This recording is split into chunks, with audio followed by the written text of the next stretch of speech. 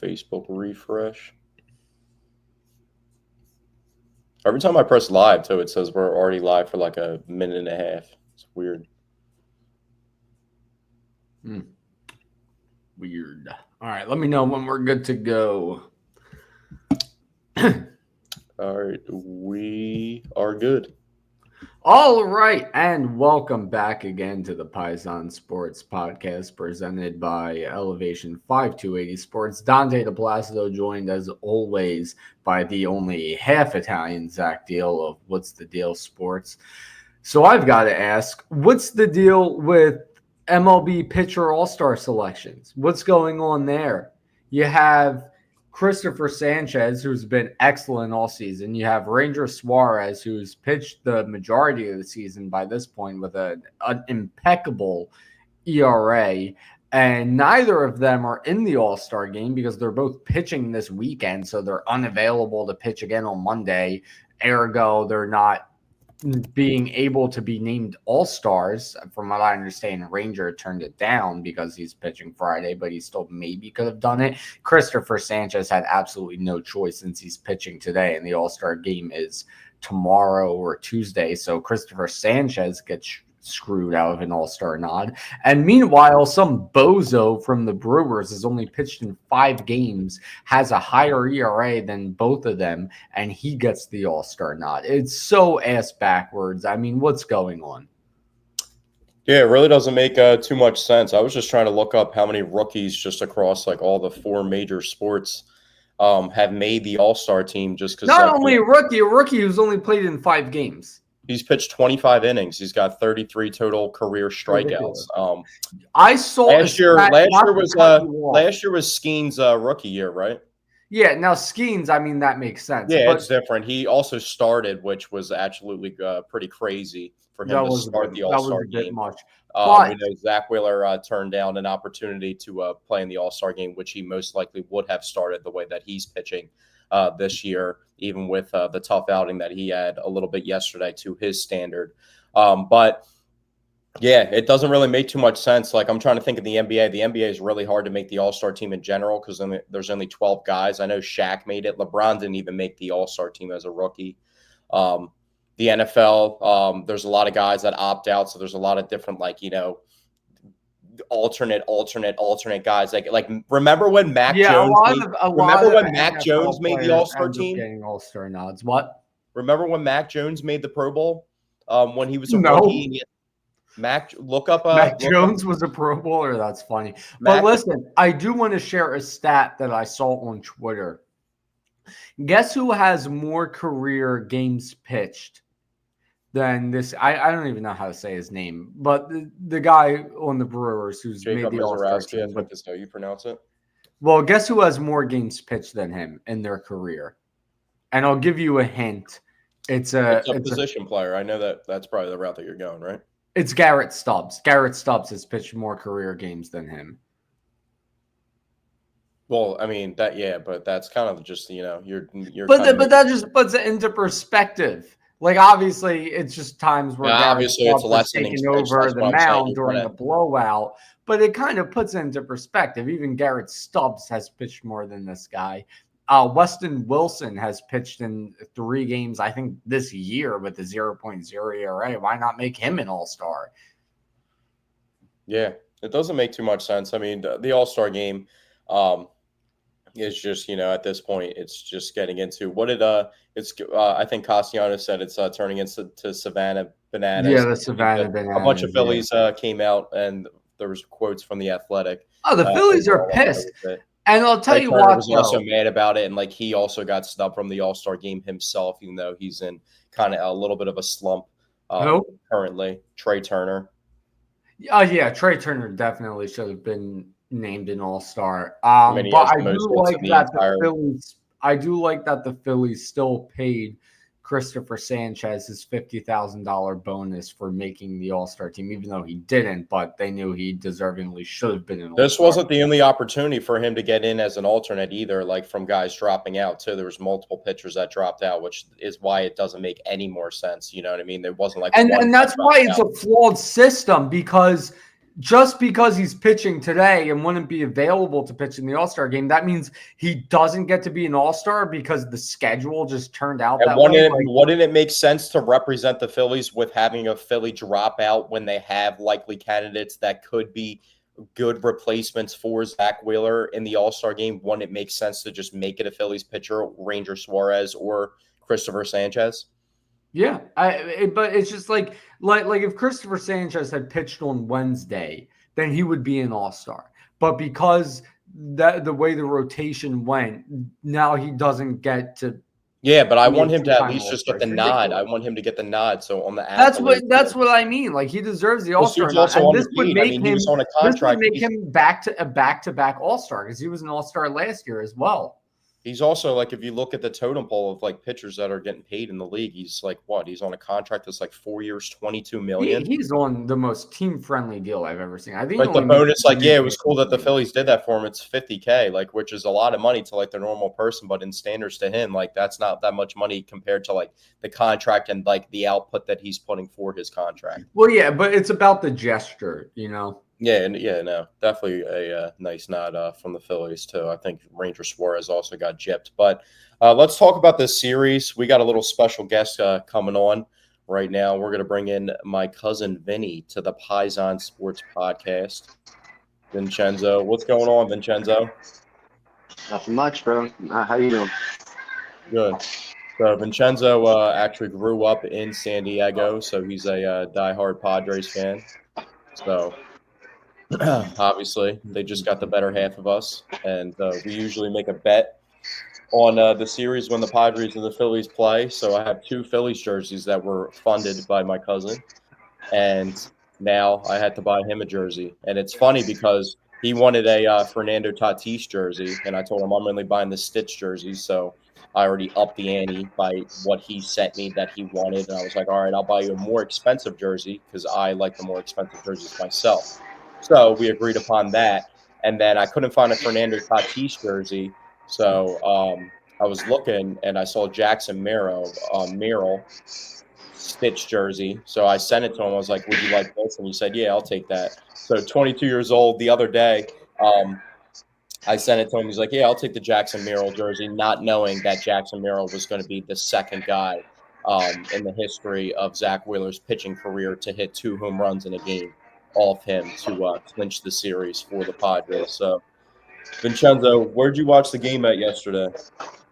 I was watching it, bro, in my barracks building. We all got our little barracks building set up like right over here, and I was actually in my bed. I was watching the game, and it was probably about 3 o'clock in the morning, my time here in Germany. So, yeah, man, I was in my bed chilling out after a good night out. Had some Korean barbecue. I'm like, Padre game's coming up at about 1:30 a.m. Turns it on, and I watch it on a app called Dorado Sport.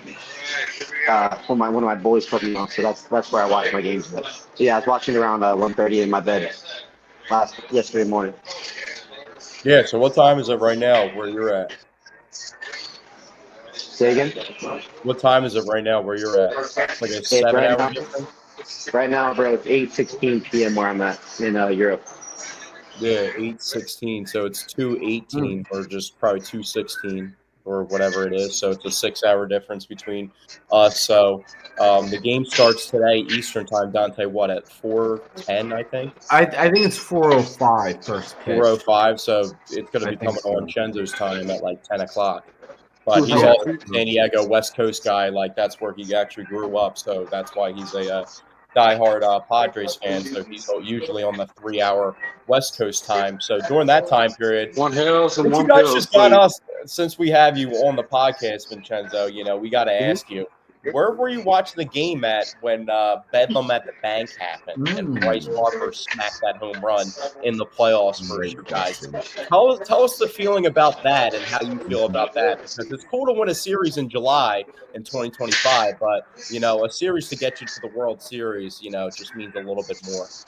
I would take an NLCS over a series in July, definitely. You know, it was about 2 years ago, and I remember I was actually in Iraq. That's a funny story. I was in Iraq when Bryce had hit that one to you guys. What was it? So some of you guys passed us, right? And Iraq, like I said, I forget the time difference over there, but I remember watching it, and I remember, that was a historical year because we had beat Los Angeles that year, right? In the division series, and I'm like, all right, like let's see what the Phillies got. We go to Philadelphia, and I remember Bryce was it almost man, he was ready to he was ready to kill us, bro. You guys were ready to go to the World Series that year. I remember watching that, man, and I'm like, I'm in Iraq, bro. I got like fucking weapons all around me. I gotta be, paying attention all the time. But I'm like, I remember watching that series again on my phone, bro, and I remember seeing that shit live, and I'm like, it put a dagger in my heart, man, because that same series, I remember, I was making and I was saving so much money out there. I bought my grandparents tickets to go to the game where you guys have came to San Diego, that same series in the championship series, right? And I was like, I bought them tickets to go see it. And I remember that game. I think it's the game that I bought them tickets for. Schwartz in that game. So that was a tough series, man. But I was like I said, I was in Iraq when that shit happened, bro. And it put a dagger in my heart because we were close, but you guys just ended it. So Yeah, no, you guys were yeah, actually good that year, and you guys were fucking scary. That's when you still had. That's when yeah. Soto was still on the team, right? Juan Soto, Yeah, Trent Grisham. We had Josh Bell. Like we that had was the most our team. underrated. The Trent Grisham, the Yankees holding on to him. He's got like 17 or 18 home runs already this year. But the interesting part is the home run came off of your current closer right now that plays a pivotal role for you guys, Suarez. A lot of teams have been like switching up their bullpen over the past couple of years, especially the good teams. But you guys are the one team that's kind of kept that same guy in that role. You ever get nervous about that moment reoccurring with a guy that you rely on so much? You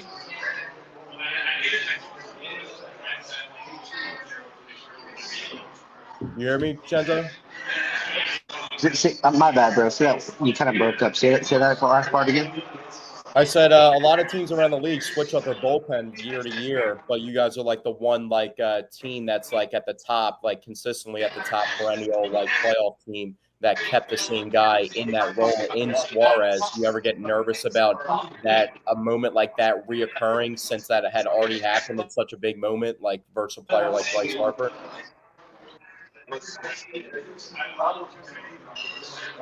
Like you said, kind of just like being. You said not nervous for the moment. Is that what you said? Yeah, I'm just saying, like, if like for that moment had already happened with Bryce Harper versus Suarez, do you ever get nervous with Suarez on the mound, like in a big moment that may happen again? Well, I mean, look, I went to the game last year, right, with my dad in San Diego when Ranger was pitching last year, right, when you guys came to San Diego. I remember watching that game, and I remember I'm like, I think that game, Ranger had, 9, 10 strikeouts, right? Nobody could hit. Nobody Yeah, could, Dante, we could wasn't that even, that and I was remember during you. Dante? That was during the 33 game or the 33 inning pitched scoreless streak for him, right? That was like the last start. Oh, for which pitcher?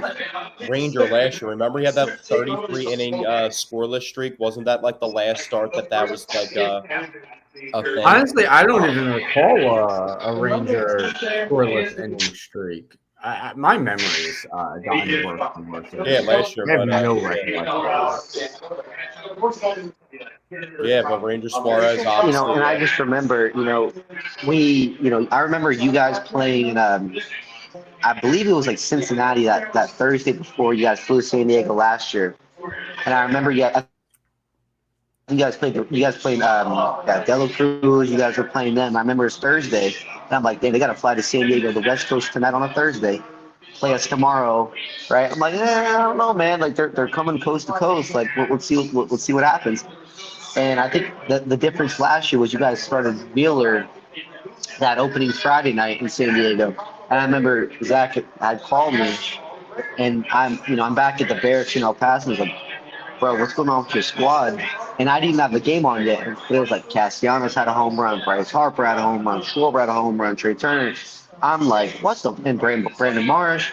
what the fuck is going on? I'm like, the funniest thing about that was I was already planning to drive to San Diego that very next day because I was catching the game with my dad, and that was going to be the game that Ranger was pitching at. I'm like, oh, Friday night opening night, Phillies come in, they whoop our ass. Let's see what happens tomorrow.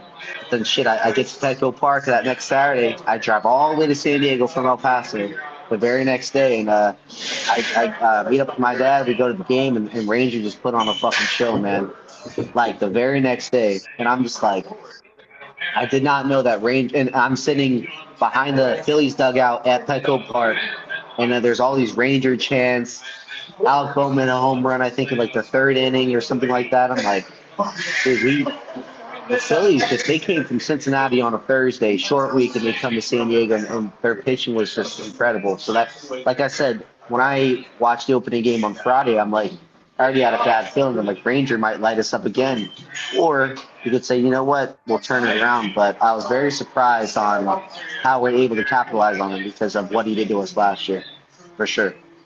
Yeah, well, 100%. I was telling you on the phone, like it might be a little bit easier of a matchup. Obviously, Zach Wheeler's arguably the best pitcher in the entire league, but Ranger, his velocity is down a little bit, and your best bats in your lineup are right-handed bats. So versus a guy like Ranger, if they're able to pinpoint his timing, then they can really tee off, and that's what they were able to do the opening night. And it just happened quickly. But like I was telling you when we talked about it, this series was definitely competitive. It wasn't like these games were blowouts or anything. I mean, they were just trading blows back and forth, Yeah. and both teams kind of showed up, and players were showing out and making plays. It's just the Padres got the better half of the Phillies in San Diego. So, Dante, what did you notice about this series in particular I for mean, the honestly, about the first two games?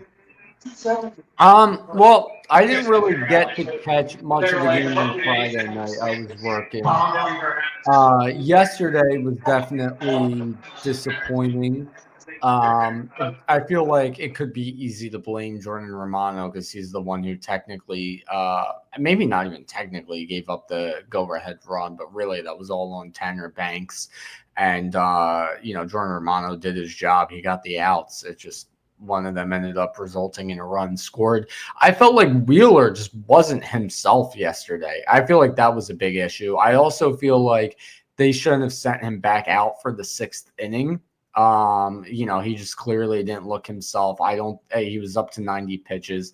I think the only reason they sent him back out for the sixth is maybe to because he's Zach Wheeler, you want to let him try and go six strong innings, but it ended up being Also, he wasn't pitching the All-Star game, and they didn't know how the bullpen was going to shake out because, like we said, these games were really competitive. The first two games of the series, and they were kind of like trading blows to where you didn't know how late the game was going to end. You know what I mean? These games felt like they could have actually easily went into extra innings. But yeah, last night when I heard Jordan Romano was up warming up in that late spot, I just knew that something was going to end up going wrong. So, but I can't really even fault Dante, that I heard. It was a really crazy, interesting stat that I heard on the broadcast yesterday when I was listening and watching the game. Was Edmundo Sosa's first hit when he didn't start the game of 2025. Okay, so his first pinch hit. So, and any replacement or reserve or pinch hit role. Yeah. As the actual player, like I told you how I don't feel like he's a bench player at all just because he platoons so much. Like that was his first actual bench situation come through that he has had all year. So I thought that was pretty interesting. Did we lose Chenzo? Yeah, I don't know what's up with that. We'll see if we can get him back in here. But yeah, no, I mean, Sosa really delivered. I think the other big thing to talk about, one thing that's, I guess, I don't know if I would say it's different from last week, but over this past week, Kyle Schwarber has hit a bunch of home runs. He's really caught fire heading into the All-Star break. It's a shame because we're going to lose our final series heading into the All-Star break, but Kyle Schwarber's been lighting it up. And it's also funny because I remember earlier in the season when he was on a torrent pace and June was still to come, which didn't end up being a huge month for him.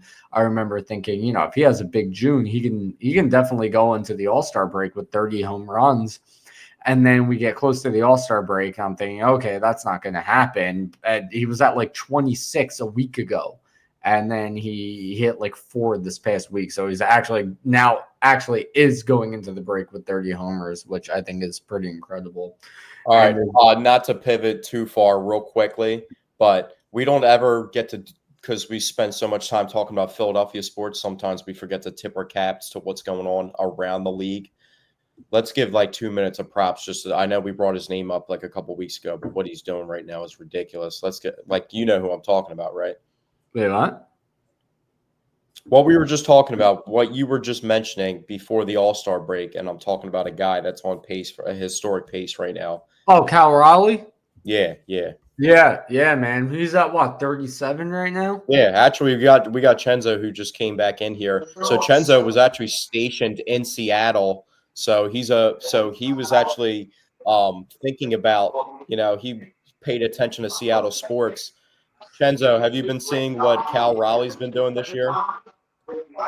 Bro, I've been telling my dad, when I've been telling everybody baseball wise, like Cal Riley is the fucking truth this year. Or he's been the truth this year, man. Like he's having a year.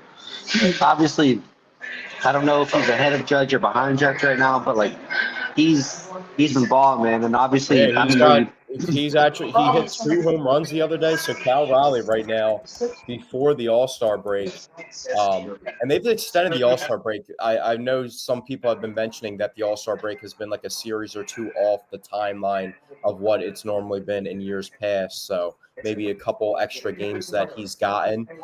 Bro, he's got 38 home runs right now. Yeah, and I also checked the numbers on it, and currently Cal Raleigh's home run percentage is higher than what Aaron Judge's was the year he hit. 62 home runs. Dude, his career high. You know his yeah. career high. So he came into the league. He's our age, Dante. He's 28. Or you're about to turn 28. I know for some reason you get offensive about that for some reason. I don't like that I'm turning 28. I'm not a fan. Well, I'm already 28, and you act like I'm like significantly older by like 4 months on you. But Cal Raleigh's the same age as us, and he made his debut at the age of 24, had 2 home runs in 47 games. 25-year-old season, his second season in 119 games, 27 home runs. His third season, 26 years old, 30 home runs. His last season, which was 27 years old, 153 games, 34 home runs and 100 RBIs. And now he has a career high in home runs at the All-Star break with 38. And this guy's a switch-hitting catcher. So he's putting the mask on. Sometimes they give him the DHs. Let me see, because I can actually look that up. His fielding percentage. So he's DH 22 times. So he's doing this while already playing catcher 72 games as a catcher this year. The other thing I saw, which I guess isn't currently the case, but at one point, he was 6 for 36 in his last 36 at bats, and all those 6 hits, they were all home runs, which I think is just insane. So the record before the All-Star break is 39. So if he drops 2 home runs today and gets to 40 before the All-Star break and breaks it. Well, he already has the record for a catcher. Yeah, for a catcher. Exactly. He already has it for a catcher, bro. Like, yeah. Yeah, I guess the total record is 39.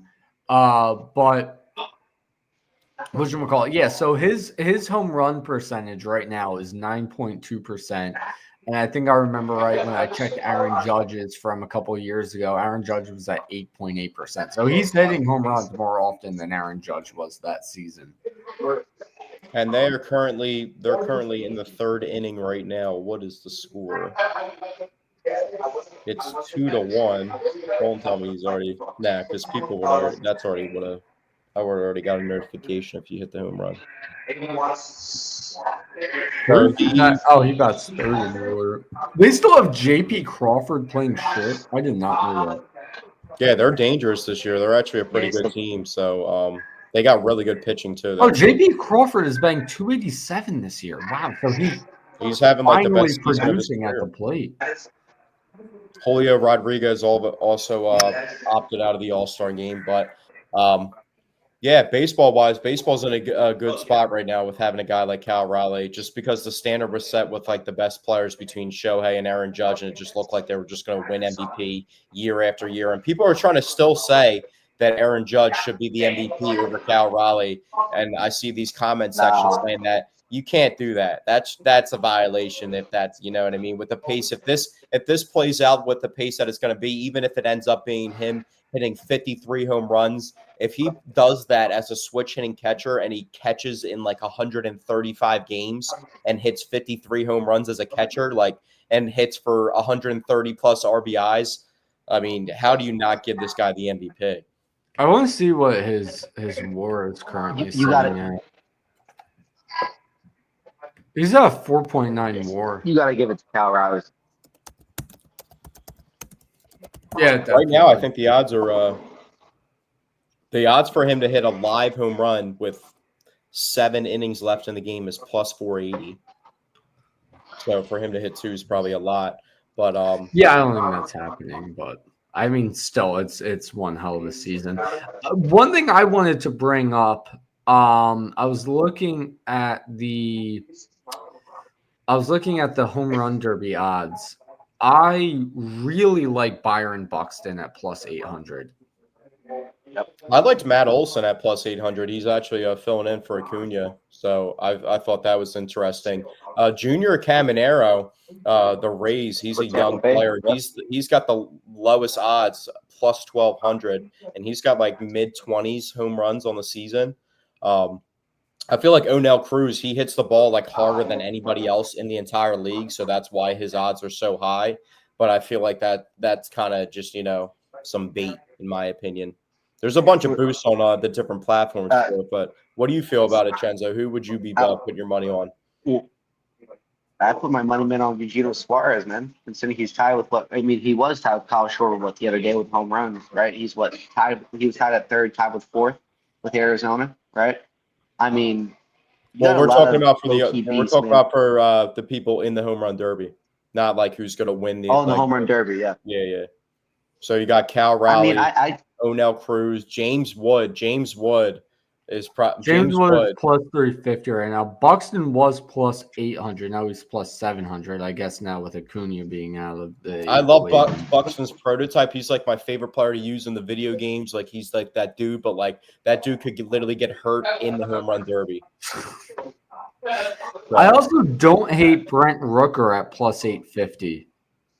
I don't know. Everybody thinks he's finishing. Yo, Jazz, honestly, Junior Caminero had to get bet on because he's plus 850, or maybe just the replacements because he opened as the lowest odds with like the original guys. But Jazz honestly has a lot of pop low key too. Like Jazz, it would not surprise me if Jazz won the home run derby. But you know what, bro? I'm gonna go with the I guess you could say a slight underdog here. I won't take Jazz. I won't take Cal Raleigh, of course. I think I'll agree with you, bro. I think I'll take Junior Caminero with Tampa Bay. I think he's obviously, bro, he's already had a great season with, you know, his batting average and everything. I think he's low-key a sleeper. I don't think enough people talk about him, obviously being the AL East, but, you know. It also matters just like the format of the home run derby. It just matters like how you set it up. Like there's like guys that like have brought their brothers into pitch and they're throwing like nothing in the strike zone and they just literally can't hit the ball. Or like you have somebody that just like it might be a 70-year-old dude, but he puts the ball in the same spot every single time and you just have it down to a science. So off the top of your guys' head, what's your guys' favorite home run derby memory of all time? Dante, I would assume you're probably going to say Ryan Howard. Bobby Abreu. Yeah, I was going to say Bobby Abreu. What was that, 23 or 24 in the first round? I don't remember. It was a lot. And I would say collectively just Abreu and Howard winning back-to-back derbies, honestly. Chenzo, has there ever off the top – I can't think of off the top of my head like any Padres guys that won the home run derby since you've been watching the home run derby? None. I'm trying to think of like the older, like you're like he's Chenzo's what, 4 years younger than me? You're 24. Yeah, Yep. so You would be like more later 2000s. I'm trying. There's not really. You guys didn't really have anybody with crazy pop back in the day like that.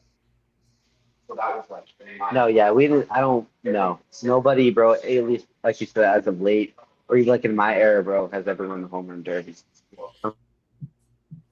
Unfortunately, So no. But I what? mean, So speaking of for the home run derbies, Padres' though, sake, the trade deadline's coming up soon in the MLB. What would you like the Padres to do to upgrade their roster? What do you think they should do with the trade deadline coming up to level the playing field out right now? Because you guys are in the wild card race. Your division's obviously very competitive. You got to deal with the Dodgers and all those West Coast teams, and that's a good division out there that you guys have to match up with. You got to even the Diamondbacks, teams like that. You're just like you guys are just loaded with in that division with having the playing field that you guys got to go with. But what do you think the Padres should do at the deadline?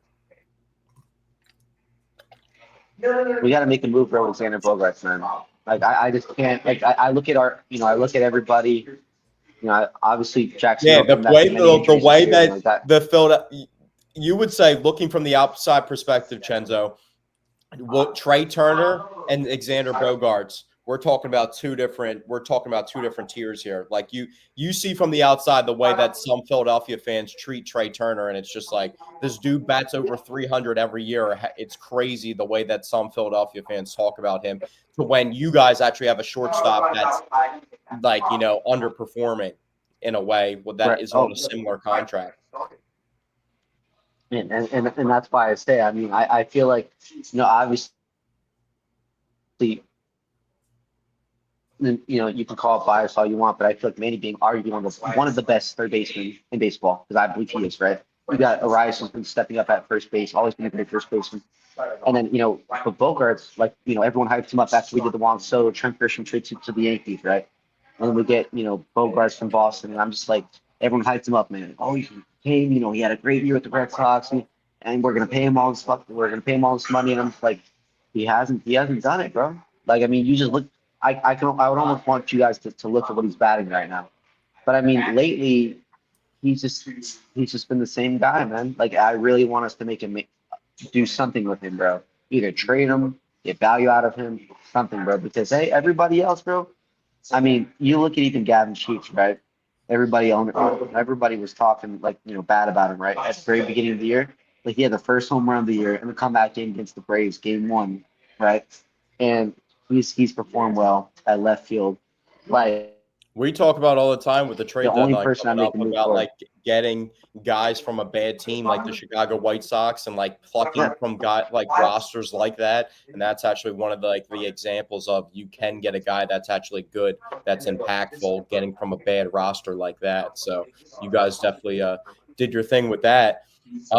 The Padres, the Luis Arias trade a couple years ago was really good for them, but they also made the Juan Soto trade, which ended up giving up C.J. Abrams and James Wood in one trade, which is the literal nucleus of the Washington Nationals right now. You guys still have obviously a really good nucleus with Tatis, Manny Machado. I wanted to ask you about the pitching, though. You had that contract. What's his name's underperformed? Dylan Cease. How do you feel about the Dylan Cease performance that you're getting out of Dylan Cease this year? well, I don't know if you remember the game last year, but when he had his no hit game, I believe it was in Cincinnati last year when he had his big no hitter game. He had like 10 strikeouts. He had a big year last year, big great ERA, like a 2.4 ERA, midway through it, right? And I wasn't even high on Dylan Cease last year. I was kind of skeptical about him, but my dad kept saying, "Hey, look, Cease is like your best guy. He's your best man." Like, well, okay. He spoke too soon, right? Because if you look, NLDS game one in LA last year, and Dylan Cease was pitching, and everyone's like, "Oh, Shohei's never hit a home run in the playoffs." Guess who was pitching to Shohei when he hit his first home run? It was Dylan Cease. Like I really like him, man, but he's not consistent. And I really feel like, especially this year, man, he's dropped off. Last year he had a bigger year.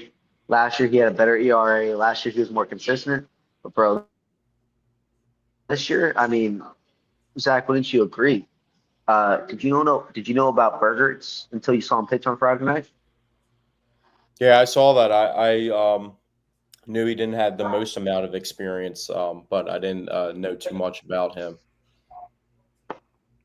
But he had what about 8 Ks, right? Friday Yeah. night, or I think it was like 7, 8. Yeah, but I mean, back to Dylan Cease, man. I don't think he's not. He's definitely not our savior. I mean, even when you look at our depth chart, right? He's not even being our starter. I mean, Burgerts right now is our starter. So Dylan Cease, man, like he's not. Definitely last year was his better year, but right now, bro, I mean, he's completely underperforming. I mean, we can't depend on him like to win a significant game, to win a series, to win a game, to get us into the wild card spot. Like, I mean, we just can't. Especially, bro, when we play the Dodgers now, because you already know I went game one, watching game one, right, and watching Shohei do what he did against Dylan Cease, his first home run ever, right, in the playoffs, Shohei Ohtani, right, against Dylan Cease. And then, bro, I go to game four last year, right, in San Diego against Los Angeles. And we had the kind of like a bullpen game, right? And I went to game four on purpose because I'm like, you know what? I hope I can see a clincher. I hope I can see a clincher to send us to the NLCS, right? And who do we got pitching? Dylan Cease. Bro, I didn't even sit down in my seat yet at Petco Park. Bro, I barely sit down. Dylan Cease was pitching, right? And mind you, he pitched 3 games ago. His first pitch, bro, goes to Mookie Betts. Mookie Betts hits a home run. Then Will Smith gets on base. Ricky Teoscar Hernandez gets on base. Freddie Freeman gets on base off of Dylan Cease, right? Bro, Dylan Cease was done in the third inning. This was game four, right? In San Diego, right? And I'm like, we're cooked. We lost 8-0 that game in San Diego. And that's when Zach knows more than me. I knew it was over when the series was going back to Los Angeles because I'm like, bro, we don't have a chance now. Yeah. Like, we're cooked. It was tough. And I think personally our management messed that up having Cease pitch that game, but his first pitch was a home run to Mookie Betts. Like he's not You guys also just like it's interesting. You cycled out Blake Snell to bring him in. You know what I mean? You just like kind of swapped it out, but it's just like all those little moves, like the familiarity. Like Blake Snell hasn't been the greatest since he's moved on, but maybe if he would have just stayed with the Padres and that money for Dylan Cease was getting paid to him, then it would be a different story for you guys. But I'm looking at the standings right now, and after the Padres took 2 away from the Phillies. The Padres are third in the wild card. They're just ahead of the Giants that are a half game back of the Padres. The Phillies are now in the wild card race instead of winning the NL East or currently in first place of the NL East. The Mets game is currently delayed right now. Yeah. So Dante, how do you personally feel about the Padres? Is that a team that actually scares you come playoff time? Like, be completely honest. No. I mean, any team that I know, obviously, this is a few years later and it's a much different Padres team, but I feel like it's the same core, it's the same nucleus. And I feel like if we were able to hand them as handedly as we were able to a few years ago, they don't really scare me. I am a bit worried about my team, however, if I'm being completely honest. I can't wait for the deadline because I think there's some moves that need to be made that I think they're just waiting on. Like, I think calling up Crawford is inevitable, and I think that needs to be done. I think they're just waiting for the deadline to do it. I think acquiring a bullpen arm or two is something that needs to be done, but they're just waiting until the deadline. So it's like right now, it's like this team's worrying me a bit, but I just want to get to the freaking deadline already and see what moves they make so they can start playing a little better. What do they need to actually do? Like, are you actually, coming on board to where they might actually have to add a bat? Or are you still just completely? I still would prefer they call up. I mean, we can't trot out 7.7 ERA as our last guy. Like, that is just ridiculous. That's even still a situation that we put ourselves into, and it was about to happen again last night if we needed it to happen. So. I just don't understand why Jordan Romano is still getting those things. The one good thing is, I'll give credit to Tanner Banks, though. I feel like Tanner Banks deserves some flowers because Tanner Banks has actually been good recently. Yeah, but he blew the game last night. But we're not talking about Jordan Romano. And Jordan Romano should not be pitchers that are getting innings. We have like 3 guys that have like 4 or more blown saves. It's ridiculous. It's horrible. They really need to just go out there and get some bullpen arms. I'm not as worried about acquiring a bat. I really want them to call up Crawford and let's see what he can do. If they can get a bat, great. But I just think the bullpen needs to be a bigger priority. Yeah, I agree too. So, but that pretty much wraps it up for some baseball talk. Dante, do you want to do the pleasures of the meatball of the week? Meatball of the week. Well, my meatball of the week was actually baseball themed. And my meatball of the week is so we've had some repeat offenders for the meatball of the week. This isn't a repeat offender, but it's a repeat instance. I wanted to circle back to this after it happened again. My meatball of the week is the Yankees fan that tried prying the ball out of the glove yet again. Why do they keep doing that? You can't do it. Whoever that fan was, you're the meatball of the week. What about the guy that's got the? Did you see the guy that got kicked out of? What fan is he of? I forget which team he's the fan of, and he keeps getting involved with the home run balls in the stadium. Oh, that and then he Zach Campbell. No You're way. talking about Zach Campbell? Yeah, he resurfaced I in hate the that away guy. game with the jersey, the custom jersey, like with the thief on there or something on there. Corny ass dude. I can't stand that guy. That guy is the worst. He's the worst thing to ever happen to the sport of baseball. I hate him. Or do you guys, obviously, I know you guys saw it. Mind you, obviously it's a rival of ours, but I like Ketel Marte, right? You guys remember seeing what a fan in Boston was saying about his mom? Yeah, that's hopefully that comment. Man.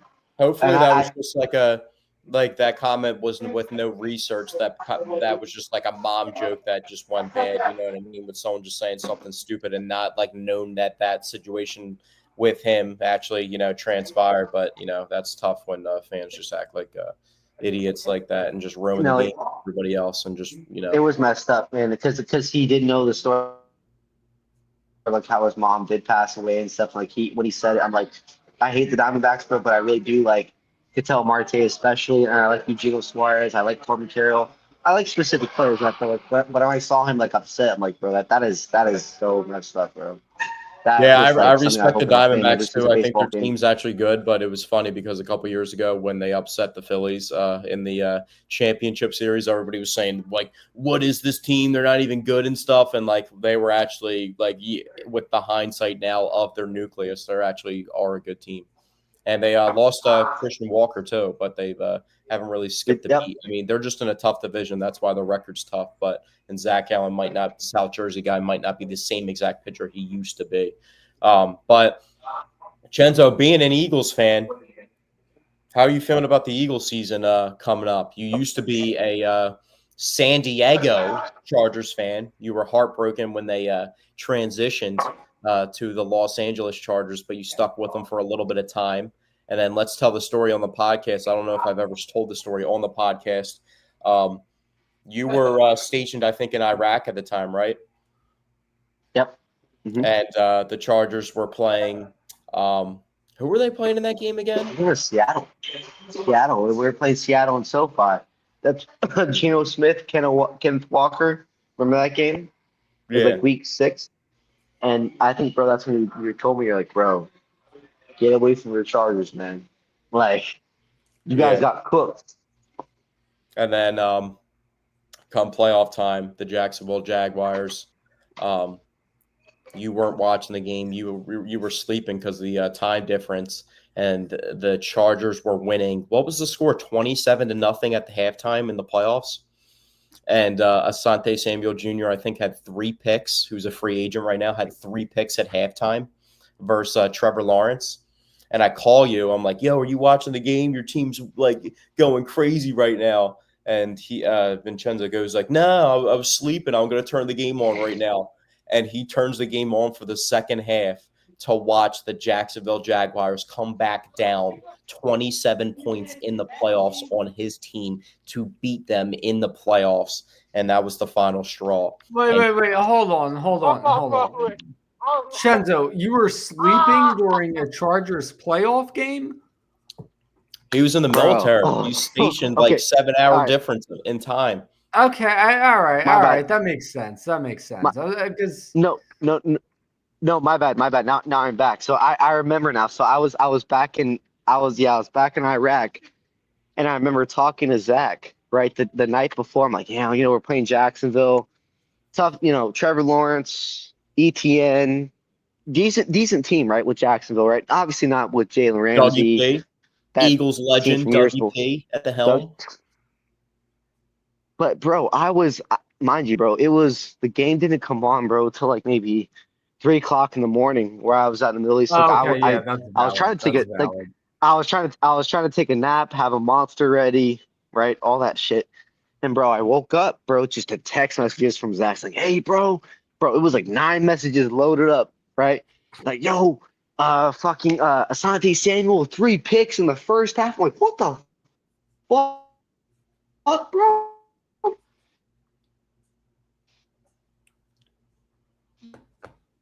And then, I think it's cutting out. I turned that shit on. Bro, we're up like 27-10 or some shit. Yeah, we'll see if the To connection the gets a little aftermath. Bro, His I connection was working great when he was woke up outside. to the second half, bro. Our choke.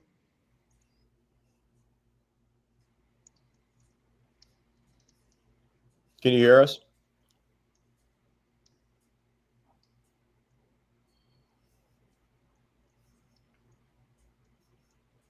All right, I'm going to shoot him a text. Yeah, real quick. Dante. Was all I heard was him say, "Oh." I'm going to shoot him a text real quick and just make sure. But yeah, His connection was working great while he was walking outside, and then he walked I'm going to try inside. to get him to go back outside, but we'll fill in the blanks It real just quickly. crapped out. Dante, Eagles-wise, how are you feeling about the Eagles season? Because we I'm haven't feeling talked great, Eagles man. in I'm a couple feeling of weeks. great. I can't Is it wait. realistic for us to expect for the Eagles to win another Super Bowl? Like, is that I naturally? wouldn't say. Because a I lot of wouldn't people try and say. say, a lot of people on the radio and people call in, and a lot of people with the radio hosts, they tend to just agree and they kind of just yes man them. But there is also people that come on with strong opinions that might just be completely jaded that want to argue just with the guests or with the host. And then there's like the people that are down the middle that are kind of even. But a lot of people think that it's a lot to ask of this team to even go on a quest to repeat. And they think some of the moves that they made this year show that the Eagles aren't even trying to repeat. And I just feel completely different about that. I think, one, with how good this team is, being arguably the best roster in the NFL, they should 100% have the expectation and want to repeat. And two, I feel like it's not that much to ask of them with the roster that they actually have to do that. Yeah, so my thoughts are, number one, I wouldn't say we should expect them to repeat as Super Bowl champs. What I will say is, well, at least to compete. I think, what I will say is, I think it's extremely fair to say that they have a good shot at repeating. They have a very good chance at it. I think this is still a fantastic roster. I said before, I think Jalen Hurts is going to take the next step this season. I think now is when you're going to see him not just win a bunch of games as just the leader of the team while doing things that he needs to get done at quarterback, while letting Saquon steal the show. I think he's legitimately going to go out there and light it up. I think he's going to have a phenomenal year, an MVP caliber season. And I think there's a very good chance they repeat as champs. I'm not going to say I expect. Do you think a lot of people think that it's a lot to ask for just based off of what? Because a lot of people think that asking any team to repeat, that is asking. No, but a lot of people think that it's a lot to ask for because the way they won it last year on the legs of Saquon, they don't think they're going to be able to do that. I don't think. Listen, I think. But I don't think that they need to do it that way. Hold on. I think if Saquon does even half of what he did last season, I think that this is still a Super Bowl championship team. I mean, this is still the best offensive line in football. This is still an amazing quarterback with Jalen Hurts. This is still A.J. Brown and Devontae Smith. It's still Dallas Goedert and Grant Calcaterra. It's still a loaded defense with Zach Bond with a great pass rush, with one hell of a secondary, although now we're missing Slay.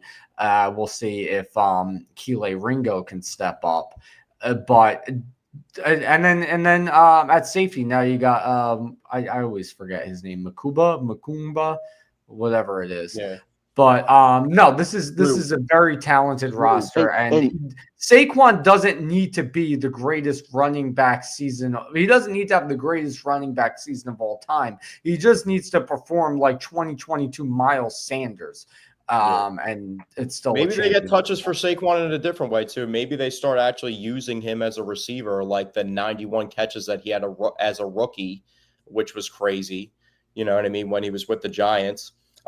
I remember, I think it was one of the first games that he played against the Eagles. He went for 100 yards receiving and 100 yards rushing and like 250 total yards. So, I mean, we have seen like growing up for us, Dante, Brian Westbrook was one of the biggest threats in the Eagles offense because of what he could do as a running back, coming out of the backfield, being able to catch the ball. And it seems like they've had the prototype of those type of players, and they just haven't really utilized it. Remember when Miles Sanders came onto the scene when he was a second-round pick rookie, and he was making waves originally? The first couple plays that he made as an Eagle were out of the backfield catching balls, like versus the Panthers when he had those like his yards in his rookie year were like half through the air. And then DeAndre Swift rushed for 1,000 yards with the Eagles, but all of his years before that, he never rushed for 1,000 yards, and he would have like 700 yards receiving with the Detroit Lions. You know what I mean? So we didn't really use him out of the backfield a ton either. We haven't really gotten any running backs involved out of the backfield since Miles Sanders' rookie year. So maybe like they can fill in the blanks. He doesn't get as many carries, but he gets similar amount of touches, but they're just in a different type of way. And that opens up the pass game, and that's an evolution to Jalen Hurts as a passer where he can take the checkdowns and maybe take a little bit of strain of him always trying to, feel like if something's not there down the field that he has to, flee the pocket with his legs. Yeah. Now, Chenza, now that we got you back with us, we did not catch any of that story, if I'm going to be honest, if you wanted to go back into that. I'm sorry about that, bro. With the Jacksonville story, look, like I caught, so mind you, I woke back up at 3 o'clock in the morning, alarms going off. I missed like 5 my alarms, bro, because I'd set the alarm to wake up, chug the Monster just to stay up and everything, right? And, bro, I remember seeing, like, bro, several texts, bro, from Zach saying, yo, Asante Samuel's got 3 picks first freaking half. He's going crazy. Yeah, no, it was crazy. So the Chargers were up 27-0 at halftime, and Asante Samuel Jr. was like 22 at the time, and he literally had 3 picks in the first half. Like, he just like was jumping in front of everything Trevor Lawrence was throwing, and they were clapping him. And, this was a couple years ago, so this wasn't that far removed from Dougie P winning the Super Bowl. So he was kind of like still in his coaching prime of like, having the playoff resilience. Like he almost went on that back end run with the Eagles the year after the Super Bowl where he won a couple playoff games, you know what I mean? So, or won a playoff game and then almost won another one to get to the NFC Championship again. So he was stacking up playoff wins in a short period of time. So this was a guy that had a lot of playoff experience. But Chenzo, go on with the story. So Chenzo wakes up at halftime to me texting him, telling him about this. So he watches the second half, and the text, bro, were pretty much, hey, bro, wake the F up. Your boy has 3 picks. He's going crazy. You guys are up 27-0. I'm like, bro, I just start tweaking, bro. I'm like, what the hell is going on, bro? And then I wasn't using the same streaming app that I use now, which is way better, but I was using like I think Crack Streams or something like that.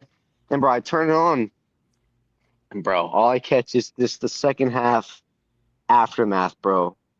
And I tell Zach, I'm like, bro, I'm watching. And, bro, it was just, we're up 27-0. I'm watching. I think the game was on NBC, if I remember correctly. Yeah, it was. Bro, I think Mike Tirico might have been doing the broadcast or something. Mike Tirico and Chris Collinsworth were doing the broadcast, bro. And I remember watching, bro, and I caught it right at halftime to turn it on.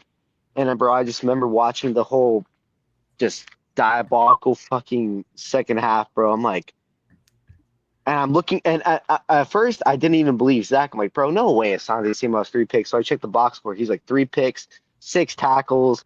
I'm like, Derwin James had like 2 sacks. I'm like, dude, this is insane right now. And at the time, bro, Derwin James was my favorite player. Zach knows this. Derwin James was like my favorite player in football, right?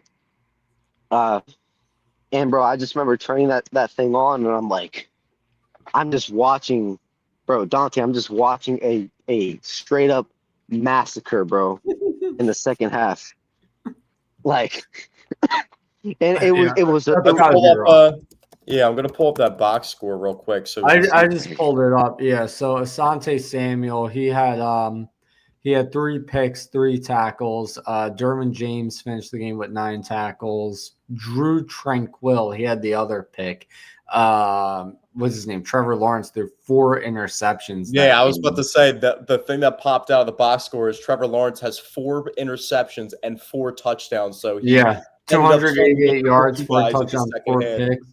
ETN had 109 yards on the ground with 20 carries. Evan Ingram with 93 catches and a touchdown. They put So up, with a minute 22 left in the first half, it was 27-0, and the Jaguars punted the ball to the Chargers, and the Chargers went 3-and-out with a negative yard gained, and then the Jags scored a touchdown right before half to make it 27-7, and then the second half, Chargers get the ball first, punt after 7 plays. Jaguars 14-play touchdown drive after that. Next, the Chargers actually score a field goal to make it 30-14. Next, after that, Jaguars get the ball, touchdown, 5 plays, 68 yards, and 39-yard touchdown on that drive from Zay Jones. Then the Chargers, 14-play drive for the Chargers where they miss a field goal after a 14-play drive. That's gross. And then 9-play drive by the Jags to score a touchdown and make it a 2-point game. And then a 3-and-out by the Chargers in a 2-point game with a 2-point lead leads to a 10-play drive from Trevor Lawrence at the end of the game to kick a field goal to win it. So after that, Chenzo leaves the Chargers fandom. He's done with them. He's stationed in the military in Seattle, so he hops on the Seattle Seahawks bandwagon for a year. Was it even a year, or was it so 8 so games? so wait, real quick though, bro. It was the next following Monday, bro. I was still in the Middle East. I called you, right? I said, bro, I'm done. And Zach had tried to tell me, Dante, he's like, hey man, bro, it's your squad, it's your team. You can't do that. And I'm like, nah, bro, I'm But done. Like Dante, is it a violation that I allowed him to move teams because I tried to hold on to him? But the one thing that allowed me to open the door for him to move on as a man was I said to myself, this also is a team that just like kicked him in the face. He grew up in San Diego, and this is a team that moved from San Diego to Los Angeles and just pretty much spit in his face in that manner. So I felt like he had I a feel door like, open. okay, let me put it like this. I feel like if the team stayed in San Diego, then giving up on them would be a major violation. No ifs, ands, or buts about it. Now, I don't necessarily know what it's like to have a team relocate on you, so I can't really like fully judge. I don't know what that's like to have to continue to root for that team now when they're in LA. It's, maybe it's not the same after that. So, okay, maybe I can excuse turning your Yeah, but back this on is the chart. also to the point where like we live like 15 minutes away from Philly, being in South Jersey, like San Yeah. Diego. You know what I mean? Like he's like in Yeah, San you Diego. can't like go to the games anymore. Like Yeah, San like that's Diego, I like mean, a that's a far drive to LA, right? it's a good 2 hours, bro. But the thing is, bro, two it's not even the hours. amount of time. 2 hours. Two Add hours. double that with the LA traffic just to get there. I Well, mean, you're, the you're just traffic taking alone to get to 5 the north, game. bro. You're taking freeway up north, bro. I mean, it's a 2 hour drive, bro. I mean, if you know traffic hour, if you're not a fucking, or I'm sorry, if you're not an idiot, bro, you can get there in 2 hours, knowing when traffic hour starts, right? However, it's not for me, bro. It's not even the time that it gets to LA, bro. The fact is, it's a rivalry, right? Obviously, with my Padres hating Los Angeles, Los Angeles hating us, right? The fact that I sat with the Chargers, bro, for so long was like, I don't even know what I was doing, bro. And bro, Dante, I called Zach like the next day. I'm like, bro, I'm done. He's like, nah, bro, it's your squad. I'm like, first of all, I was supposed to leave them like 3 years ago, right? And I didn't do it. And then this, bro, set me over the hump. I'm like, dude, I gotta go. What's up, bro? Like, I gotta go, bro. Like, this is it. And then he's like, no, bro, it's your squad, it's your team, blah blah blah blah. I'm like, Hmm. I'm done. Yeah, you know what? I don't think I can excuse that. I don't know, man. You gotta stick with your team. What if what if a few years down the line San Diego ends up building a dynasty, and now you've missed out because you gave up too early. Right. Think about it like Yeah, that. but the Padres aren't the Chargers aren't going to go back to being the San Diego Chargers, though. That's the issue. And that's That's why, the thing, like I bro. said, And I don't know what it's like for a team that relocated, so I can't like fully speak on it. But And I will say he this: said Los Angeles sports teams already have a rivalry with the San Diego teams that are established in there. So that to us, that would be like, imagine if the Phillies moved to New York and they became the third New York yeah, baseball no, team, like that's the the New thing. York Phillies. Like we would be pissed. You know what I mean? Like we would be very upset. yeah, that's a good point. Like I guess like if the Eagles relocated to New York or to DC, then rooting for them would not feel the same. Yeah, I Or get like that. the Flyers have a rivalry with the Devils. So like if it, like New Jersey and the Flyers, like if the Flyers relocated to New Jersey, like you know what I mean, that would upset a lot Yeah, of no, hockey. that's a very good point then. Yeah, because if LA is like to San Diego what New York or DC is to us, then yeah, I It's don't know how I exact, would feel. bro. Yeah, I don't know how And I would feel about a Philly team moving over there then. But I will say this, Chenzo. If you now decide to become an Eagles fan and you pick the Eagles, this is it. This is your third No, team. we didn't. This is the part where we fill in the blanks because we didn't get to it because so he leaves the Chargers. He's Hmm. stationed in Seattle. So I'm like, all right, he's around Seattle sports. We already talked about the Cal Raleigh connection that, he paid attention to the Mariners when he was out in Seattle. So he tells me he wants to be a Seahawks fan. So I'm like, all right, if you're all on board with the Seahawks, it is what it is. So he's a Seahawks fan to the point where he's buying jerseys, he's got lanyards, he's got apparel by them and everything, and he's with them for maybe 8 games, and he sends me a video one night of him and his dad drinking, and they're burning this was the Thanksgiving weekend, bro. By the $170. way, this was midway through the season, Thanksgiving week when this happened. This was Black Friday, so Black Friday Black he tried Friday, Black Friday. Black Friday, he tried betting me just like even monies both ways. And I was 49ers. driving, bro, to San Diego to go see my family on Thanksgiving. And I He was was trying to trying bet to him. bet But he was trying to bet on the 49er team 2 years ago that went to the Super Bowl versus the Seahawks on Black Friday when on the books they were minus 340 favorites. And I'm telling him, bro, I'm taking your money. Like, you know what I mean? Like, I'm trying to be a nice cousin. I'm not trying to take your money. And he insists on doing it. They get clapped. I think it was 23-3 was the score or something like that. Like they scored 3 yeah, points in the entire game. And he's like, I can't do this. He sends me a video of him burning on a what's his name? A Devin fireplace, an Witherspoon. outside fireplace, a $170 jersey that he had just bought like a month ago, maybe. I think it was Oh, come Devin on. Witherspoon, maybe like their rookie or somebody like that. It was one of their players. Nothing Devin against the Witherspoon. player. It was just Wait, the so you wait, hold on. So you had just became a Seahawks fan and just immediately dropped a before the $170 season, on everything geared up jersey? full from the beginning of the season, week one and everything. In the offseason, he chose them, and then week one rode out for him until Black Friday, and then called it quits at Black Friday. I think it was week 11 or week 12. And then Yeah, his Yep. dad, which is my mom's brother, my parents, my mom and both my parents and his dad, my mom's brother, are from Philadelphia, originally like lived in Philadelphia growing up. So his dad's a diehard Philadelphia Eagles fan, and his dad's lived in San Diego for 30 years now, or around 30 years. but is still a Philadelphia sports fan through and through, and has a son that's all San Diego fan. So we welcome him in. We're like, if you're moving to any team right now and you're making any decision, you're the Eagles, and that's that, and you can't move on. So yeah, no, because that's your third team. You can't if you don't stick with the Eagles at this point. It's like, okay, you're just not a fan of any team. Then you're just a casual. No, wait, football watcher. yeah. You see the Italian energy that's coming out of Dante now. We'll smack you up a little bit. Like we'll embrace you and we'll bring you in, but you can't. You can't switch up. And here's the other thing I will say on the matter. It's not just as, let's say your new team was the Titans, for example, just to throw a random team out there. It's not only just the idea of this is your third team, you got to stick with this team, but it's also the Eagles.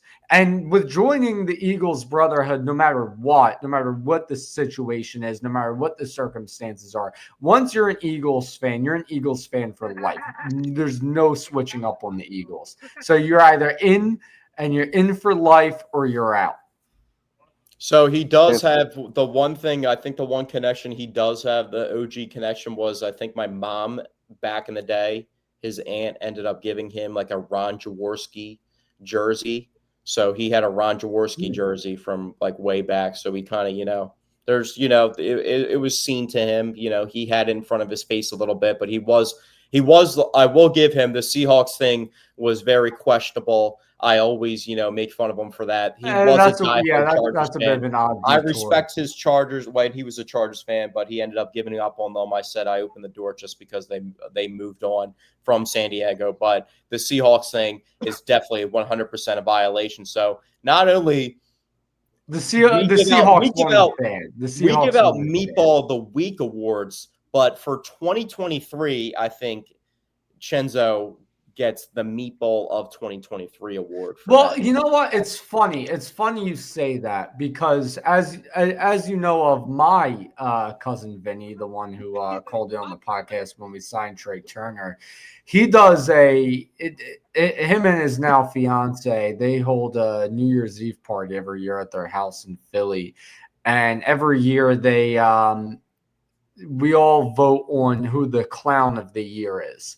So everybody writes an anonymous submission. Something happened past, something clownish, and we pull all the papers without knowing whose submission is whose, and we choose the clown of the year, and then that person wears a clown wig and nose for the rest of the party. So it is funny that like Vinny, in that regard, you would be the clown of the year if you were to have came to my cousin's New Year's Eve party that year, you would have been clown of the year. Yeah. And our grandfather that we shared together that passed away like a decade ago was a diehard Eagles fan too. So you know what I mean? It's kind of it was definitely a violation. I don't know how he would feel about all that, movement. Rest in peace, Big Bob. But yeah, it was definitely a violation. We don't let him live that down, but he's moved on to the Eagles. So, Chenzo, what do you think about the Eagles moving forward this year? Well, before we move on to that, right? I was actually going to ask Dante a question. So, I was going to give a statement and I was going to ask him a question, right? So, Dante, I don't know if Zach shared this with you previously, right? But when I was we've moved around out here in Europe. Now we're in Germany, but when I was still in Poland, right before Super Bowl time, right, I had bet $1,000, right, on the Eagles to win this last Super Bowl, right? I sent Zach the cash, right? Zach, this was what, like a week before, right? We were plus money, right, to win it.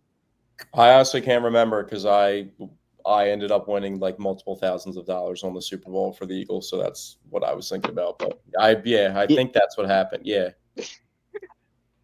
Yeah. You bet the spread, though. You bet the spread. You didn't bet the money line, though. You bet the spread. No, bro. I bet the money line. It was the money line, bro. I have the receipt, bro. All right, cool. If I could, I would send it in the chat. But anyways, right? I was so confident, Dante, in the Eagles winning the Super Bowl, right? Because I'm like, bro, I'm gonna put a ban on it. I'm like, bro, we got it.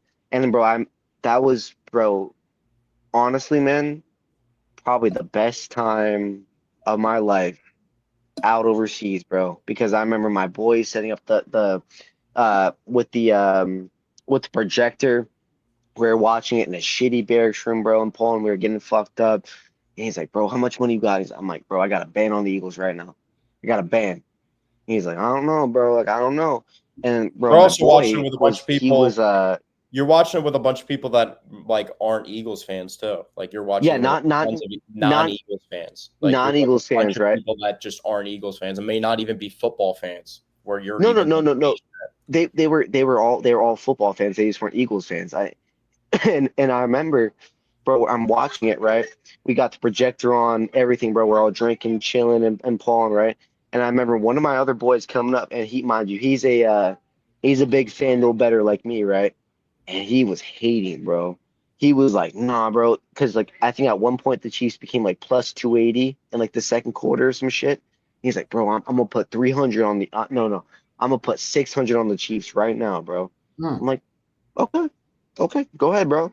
Bro, as soon as he does that, bro, Cooper DeJean, pick six, cooked. And I'm like, huh, bro, you better withdraw, bro. You better call your brother, bro. Withdraw. He's like, no, no, no, I'm a ride. I'm a ride. I'm like, I Oh bet. my God. And then, bro, what happens That's after that? stupid. Zach Baum pick at the 10-yard line. I was, bro, weird. I was lit. I was going crazy. And bro, I remember, bro, that was the sequence. That sequence was what I was chilling, that bro. was the back-to-back sacks and then the diving pick. Wasn't that the 3-play sequence? Yeah, I Yep. think Yep. yeah, it was back-to-back sacks, followed by the interception. I remember, so I was watching the game with my cousin Vinnie at his house in Philly, and so like as the Eagles started to build and build and build on the lead, very similar to if you've seen the mic'd up footage of that game, very similar to that how the Eagles players were reacting, how they were saying, don't fall for it, don't fall for it. You know what I mean? Like, let's just keep going. That's like kind of how me and my cousin felt. It was like even when they were like blowing them out like 30-0 or whatever the score might have been at one point, or 23-0, I think was a score at one point. You know, we were like, okay, it's definitely still not over. A big reasoning behind that is obviously the Falcons Patriots Super Bowl. So it's like the whole thought process was like, Yeah. if that can happen, it can happen to us. So like we kept like getting really excited, but we never want to say like, oh my God, we're gonna win the Super Bowl or anything like that. But I remember in the second half, at one point, I think it was after we threw the dagger. I think, don't Oh, quote to me on that. Devontae? Yeah, I think it was after we threw the dagger. We said, okay, one more stop and we're calling it. And right after that was the strip sack when Jalen Carter hit Mahomes in the face and we recovered Oh, it. like And a then we were like, bitch. all right, Or yeah, I'm now sorry. it's over. Now it's over. Yep, I remember that play, bro. I was Yeah. happy when he did that, bro. That's pretty much the play when I knew it was over. I haven't seen Yeah. Mahomes even ever get hit like that before. And as much as people like to get on Mahomes, I mean, you got to be tough to even get up from that hit. You just got hit sandwiched by Jalen Carter with another 300-pound dude. I can't even believe that Mahomes even got up from that hit. That was one of the biggest hits that I've ever. That was like one of the biggest cleaner, like gigantic collisions that I've seen in recent football memory. But for me, I have like a different experience, like championship wise, because like my dad ended up coaching Joe Flacco in high school, so I was a part of like when the Ravens won the Super Bowl. So obviously the lights went out in the Super Bowl, but the Ravens in a similar way were destroying the Niners, and Joe was just going crazy, throwing touchdown after touchdown. And then the Niners came back in the game, and it kind of got sketchy. So that was a different experience. So like you said, Dante, how you didn't want to call the game. Like I had already gone through seeing one of my favorite teams won a championship where we were up 28-6 at one point in time, and then a freak thing ended up happening to the point where a really good team got back into the ball game, and I just didn't know how to feel about like it. And we're that's against Colin Kaepernick. Just imagine how you feel with Patrick. Yeah, like because that was the thing. It was like if Brady can mount a miracle comeback like that, I mean, I surely would think Pat Mahomes would be able to. But after watching the mic'd up footage, it became apparent why it didn't happen to the Eagles because they stayed locked in that whole time. They, like Saquon, go around everybody, don't fall for, hey, we're right here. We're right here. Like they stayed locked in. They kept the foot on the gas and they kept going after it. And that's why. Well, that's why I don't understand how we talked about before about how all Eagles fans like kind of dismiss the Eagles about how like is it fair to ask them to even like are they able to win the Super Bowl or be in contention this year? Is it fair to ask for them to do that to where if you watch the Super Bowl, it might not have played out that way throughout the entire playoffs, but if you watch the Super Bowl, the Eagles didn't win in a way where they overused Saquon Barkley to get it done. It was actually the way that 2023 went. But in all fairness, though, it was the threat of Saquon that really opened everything up. I agree with that. I agree with that, but also there's proven evidence where they came 3 points away in a phantom holding call with 2 minutes left in the Super Bowl. On a slippery field, mind you. To where, remember that game, the touchdown to A.J. Brown and what Devontae did in that game as well, to where we know what Devontae and A.J. can do when they get the ball in their hands in the playoffs. Yeah, no, absolutely. Out in the Super Bowl this year after not playing out for the beginning of the playoffs. And that's why I feel like they can definitely go back to back no matter how much usage they give to Saquon Barkley. I think Jalen Hurts. My question to Dante, my question, bro, to Dante is, bro, in that game in the Super Bowl, right? Because mind you, I remember every play. I remember that night, bro. Like I said, bro, it was one of the best nights of my life that I've had, at least for these 9 months. This time in Europe, right? This is coming from somebody, mind you, that had been an Eagles fan for maybe 18 months up until this point. Like he had seen a Super Bowl within 18 months of becoming an Eagles fan. And Dante, mind you, like I had a band, I was confident, but Dante, like what play for you was okay? This is over. Well, that's what I mean. It was the strip sack. I mean, with each big play that happened, my reaction was like, "Oh my God, what the fuck is happening?" It's just something that I felt confident. Here's the thing: I felt confident going into the game. I felt pretty confident. I was feeling good about the team. I felt like they could win. Part of me was worried, like, what if the refs try and, do their nonsense? But I was like, this is a great team. And so, the game starts. I'm all hype. First drive, back shoulder throw to A.J. Brown. Flag thrown, offensive PI. Eagles have to punt. And I got so angry with myself. Because I'm like, why did I get excited for this game? Why did I think this shit wasn't going to be rigged? I can't believe I even thought we would have a freaking chance in this game. They're already ruining it. And I was so furious. But then the defense kind of just did their thing. And it was like with each play, I was like, oh my God, is this going to happen? Is this actually happening? And then, after the strip sack, I was willing to be like, yeah, this game is over. But I feel like I haven't even given myself that much time this year. Like this still, I mean, if we think about it, it hasn't even been half a year since they've won a Super Bowl, but it's felt like it's been a long period of time. I want the new season to start already. I haven't given myself that much time to reflect on it at all, actually, because of how good this team is. That's what I'm tying it back to, the conversation of, is it fair to ask them? I just think this team's so good that they should be competing for the Super Bowl every year. And that's almost why I haven't even celebrated this. I think this is a perennial. You look at what they've done under Sirianni. They've gone to the playoffs every single year. They've gone to the Super Bowl twice. This is a perennial Super Bowl contending team. As long as Sirianni's the head coach, as long as Roseman is the GM, as long as Stoutland is the O-line coach, and as long as Hurts is at quarterback, this is a perennial Super Bowl contender. I think those are like the four key pieces to this franchise at the moment. But to further answer your question, I will say this: the NFC Championship game, after the Commanders started out with like an 8-minute long drive and had to settle for a field goal, which made no sense at all.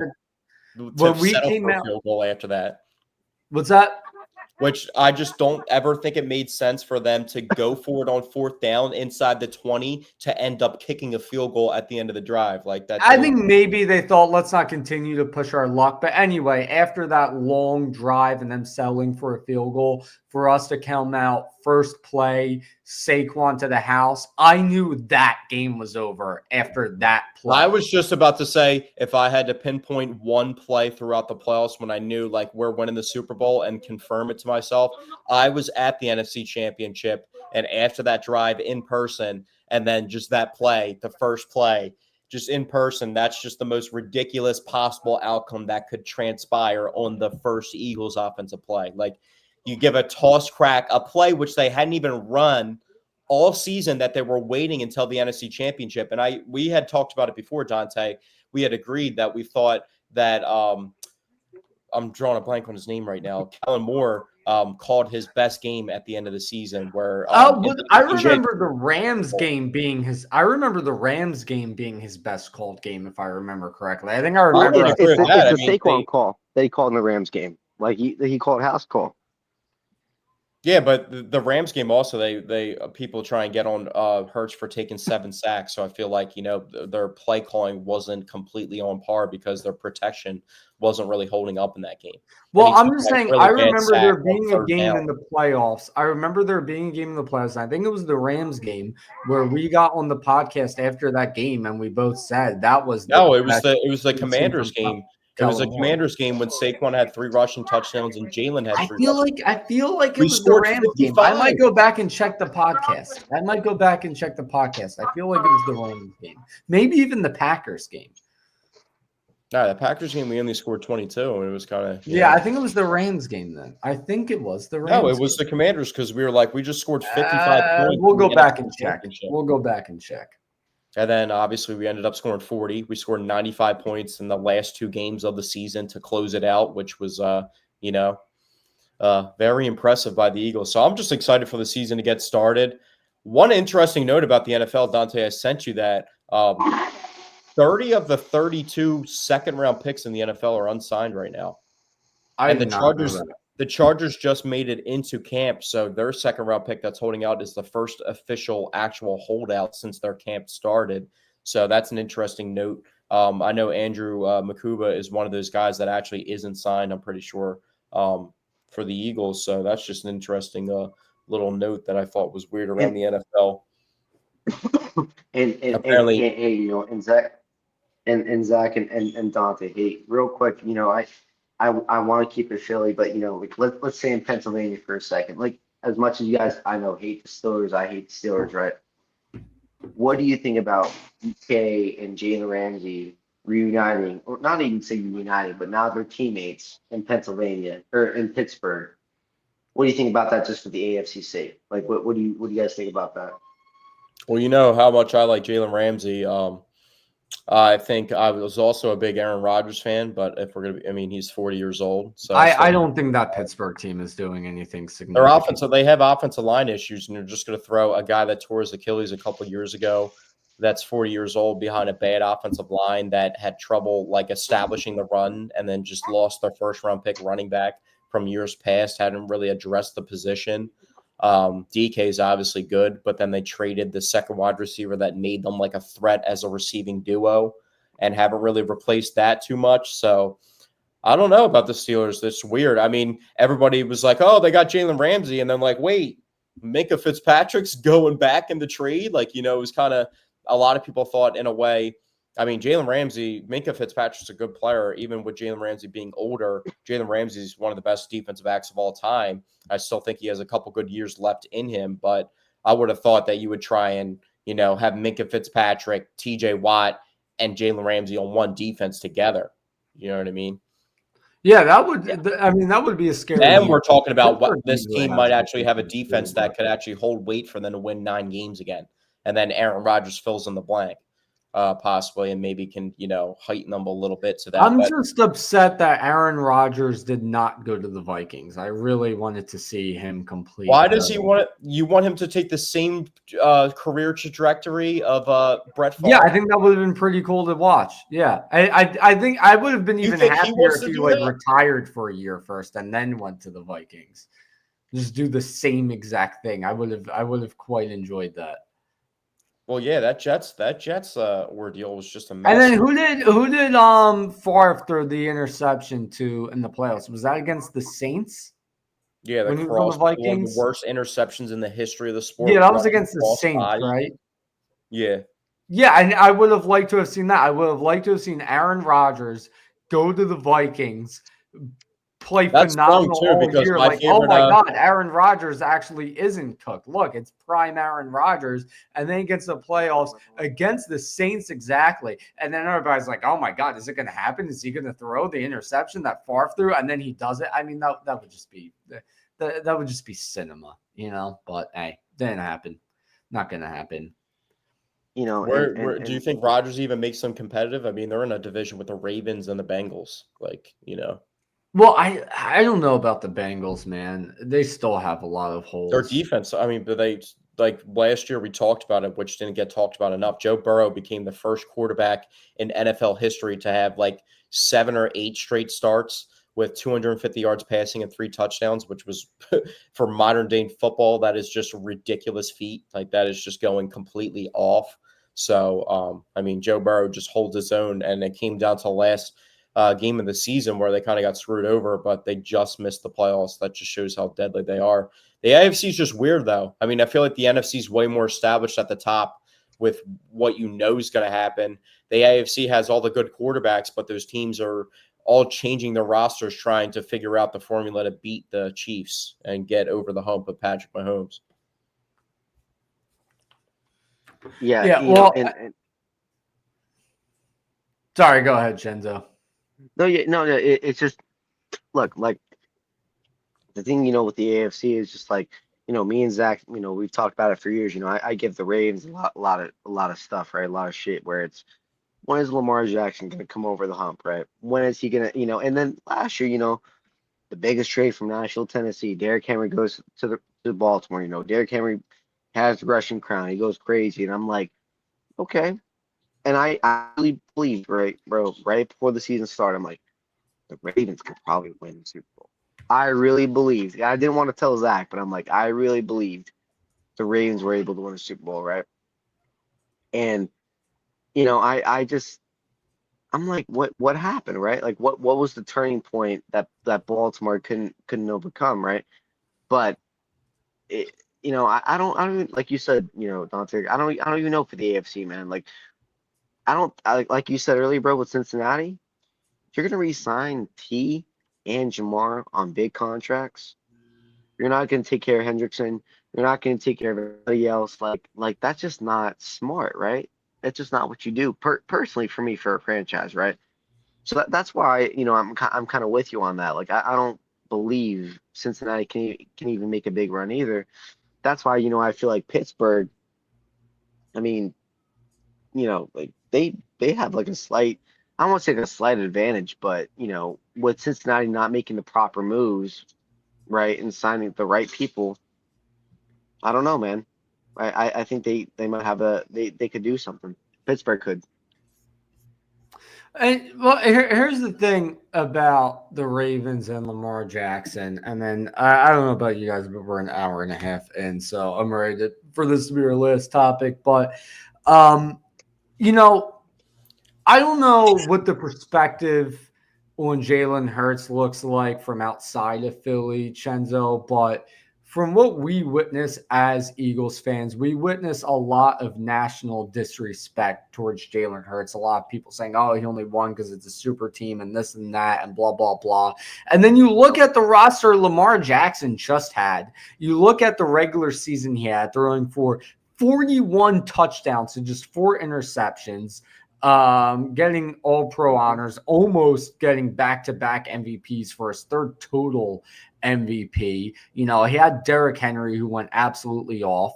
And then he gets to the playoffs and he comes up short yet again, which he does year after year after Well, that year. exact player description that you just mentioned, if you did not say Baltimore beforehand, who would you be talking about, and who could you make that exact argument? You could also make that about Josh Allen. No. I'm saying about yes, like you those could. exact ridiculous stats leading to no playoff success in a regular season. It sounded like you were just talking about Aaron Rodgers MVP season where he throws for 48 touchdowns and 5 Well, at picks. least Aaron Rodgers got himself a ring. But I know, but for this. how good Aaron Rodgers is all-time wise, and people say he is all-time wise, he should have more rings. He should have more rings than just one. But the point I'm getting to is this. Is Lamar Jackson gets all the flowers. He gets the MVPs. He gets the All-Pros. He has a great team surrounding him. And when he comes up short, nobody's like faulting him for it. Meanwhile, Jalen Hurts just won a Super Bowl. And it's like, oh, well, he had a super team. It's like, well, what about the quarterbacks that have these great teams year in and year out that can't win the Super Bowl, that aren't able to get it done? Yet we don't give Hurts credit for actually getting it done. It's ridiculous. Yeah. Like Jalen, think about all the adversity that Jalen had to overcome 2 years after losing, right? 35-32, right?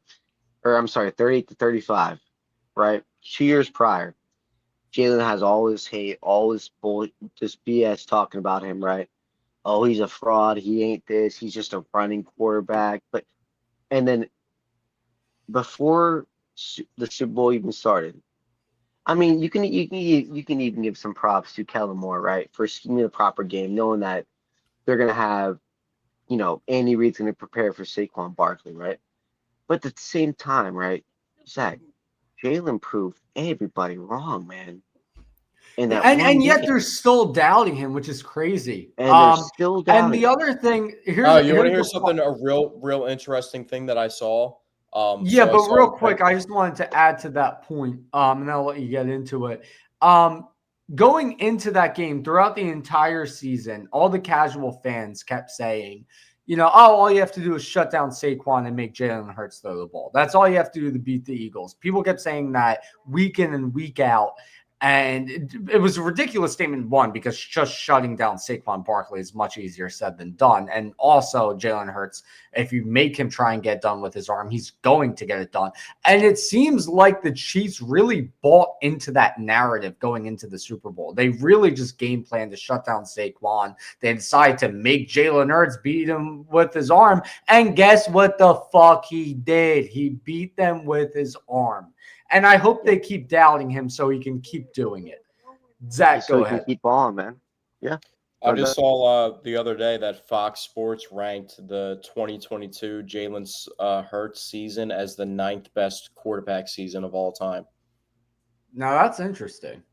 Which I feel like, personally, I would say is too high because that's ranked. I think so, too. I would put the 2017 Wentz season over it. That's ranked over the 2019 first Lamar MVP where he threw 36 and 6. That's a little crazy to be ranked. Yeah, that's a bit much. That's a little crazy in my opinion.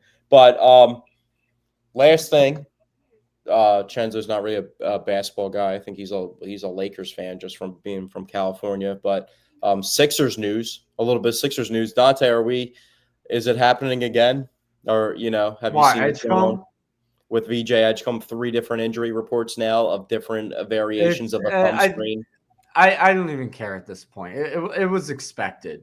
You knew when the Sixers got a top rookie, a top draft pick, you knew it would just be some dumb injury that ends up snowballing. I mean, it's no surprise at all.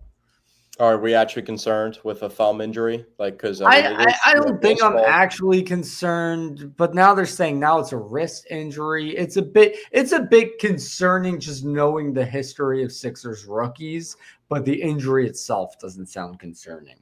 I just don't understand why it just keeps changing. Maybe different things are flaring up, but at least it's not a peanut hour. I was so excited for the summer league. It was like actually a year to pay attention to it, and now it's just like trying to watch Janai Broom. It's trying to watch Janai Broom just get unathletically rejected at the rim all the time because he has skill. He's definitely a skillful basketball player, but like his unathleticism is like shining to where he can't get to spots on the court that he needs to be. So he needs to get on some workout regimen because he could actually be a solid player if he can get more athletic, but he's just not that.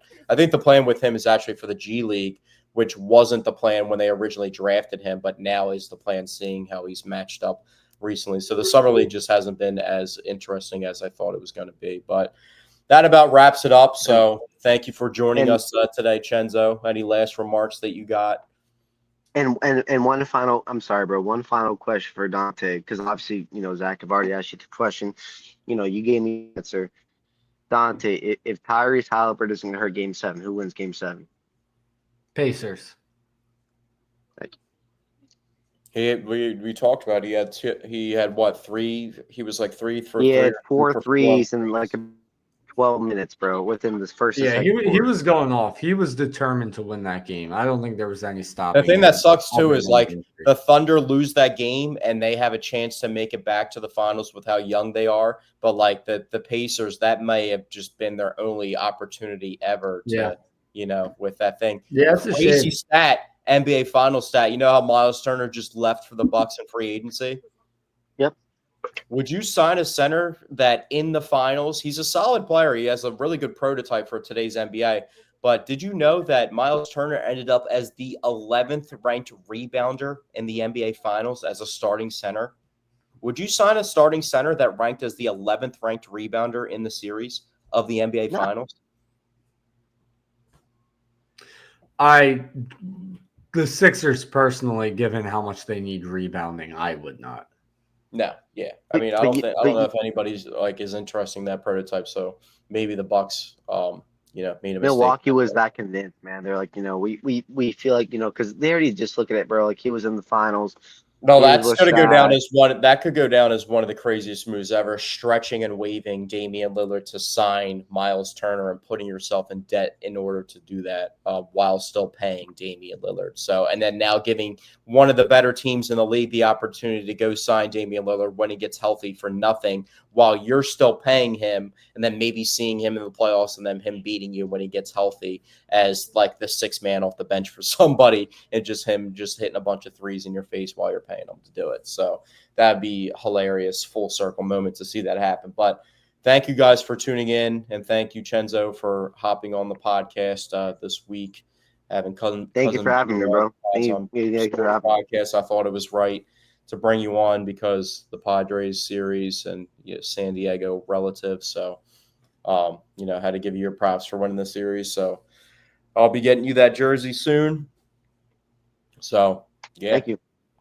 Congrats on the series win. I'm still up 2-1 on the jersey bets. So You're up 2-1, man. You're up 2-1. Didn't you say, bro? Didn't you say? And I'm we sorry. still got Bedlam at the bank, and we're still, as the Phillies San Diego rivalry, I guess, grows a bit.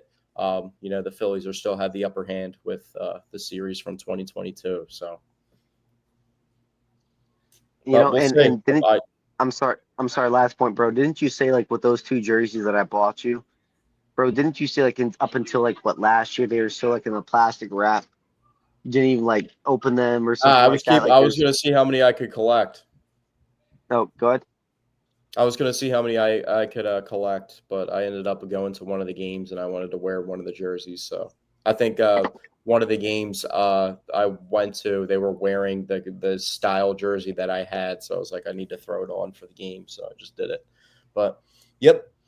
That wraps it up for the Paisan Sports Podcast, episode 105. Thanks for joining us once again, Chenzo, and we'll be back next week with more Philadelphia sports news. Hell yeah, bro.